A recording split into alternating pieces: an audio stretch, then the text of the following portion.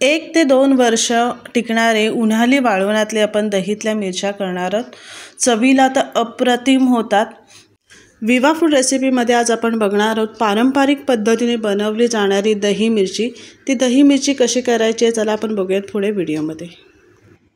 इथे मी अर्धा किलो मिरच्या घेतलेल्या आहेत। साध्या मिरच्या, त्या तिखट मिरच्या नाही आहेत। ह्या स्वच्छ धुवून घेतल्या आहेत। आता आपल्याला काय करायचे आहे, त्या पूर्ण सुक्या करून घ्यायच्या आहेत। एका स्वच्छ कपड्यामध्ये रुमालामध्ये आपल्याला अशा मिरच्या टाकून घ्यायच्या आहेत आणि त्या स्वच्छ आपल्याला असे पूर्ण सुकून घ्यायच्या आहेत, पुसून घ्यायच्या आहेत। त्या व्यवस्थित त्या तुटायला नको अशा करायच्या आहेत। सर्व सुकून घेतल्यानंतर आपल्याला त्याचे देठ काढून घ्यायचे आहेत। सर्व मिरच्यांचे इथे आपण देठ काढून घेऊया। इथे सर्व मिरच्या आपण देठ काढून घेतलेल्या आहेत। आता आपल्याला काय करायचं आहे, इथे मिरच्या असे घ्यायच्या आहेत। प्रत्येक मिरच्या अशा उभ्या आपल्याला चिरून घ्यायच्या आहेत। अशा पद्धतीने आपल्याला सर्व मिरच्या कट करून घ्यायच्या आहेत। तुम्ही सुरीने करा किंवा विली असेल तर विलीने तुम्ही अशा पद्धतीने कट करा। पूर्ण तोडायचे नाही आहेत, असे 2 भाग करून आपल्याला असं एवढं ठेवून द्यायचे आहेत। अशा सर्व मिरच्या मी कट करून घेते। इथे आपण सर्व मिरच्या कट करून घेतलेल्या आहेत। आता हे आपल्याला एका भांड्यामध्ये काढून घ्यायचे।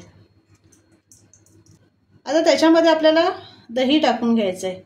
दही आपण घट्ट घ्यायचं आहे। आपल्याला ते दही मधला पूर्ण पाणी काढून घ्यायचं। जर तुमच्याकडे पातळ दही असेल तर, नाही तर असं घट्टच दही घेऊन यायचं आहे।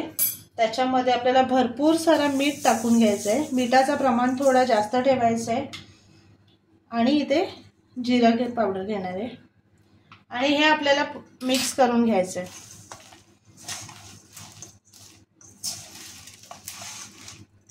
इथे आपण पूर्ण दही आपण मिरचीला लावून घेतलेलं आहे।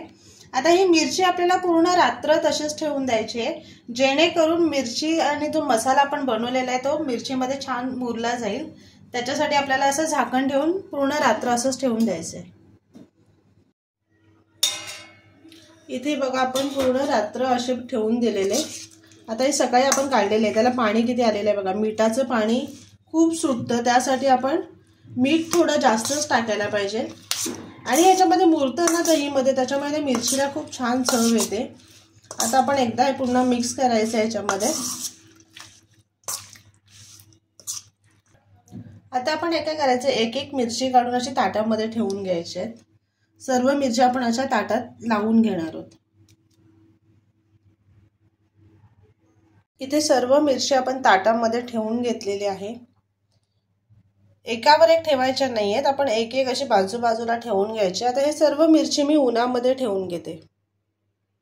माझ्याकडे गॅलरीमध्ये ऊन आलेले आहे, त्या उन्हामध्ये मी सुकवत ठेवलेले आहेत। इथे बघा आपल्या मिरच्या सुकलेल्या आहेत। हे फक्त मी गॅलरीमध्ये जे ऊन येतं ना, दररोज 1 ते 2 तास ऊन राहतं, त्या उन्हामध्ये सुकवलेले आहेत। खूप मस्त सुकल्या गेलेल्या आहेत। आपण आता ते तळून बघणार आहोत। तेल गरम करून घेतलेलं आहे, त्याच्यामध्ये टाकून आपण तळून घ्यायचं। गॅस जास्त फास्ट नाही ठेवायचे, आधी तेल गरम करून घ्यायचे, नंतर आपल्याला गॅस बारीक करून ठेवून त्याच्यावर तळायचे। लगेच तळून होतात त्या। इथे बघा किती मस्त तळून झालेले आहेत, खायला तर मजा येणार आहे।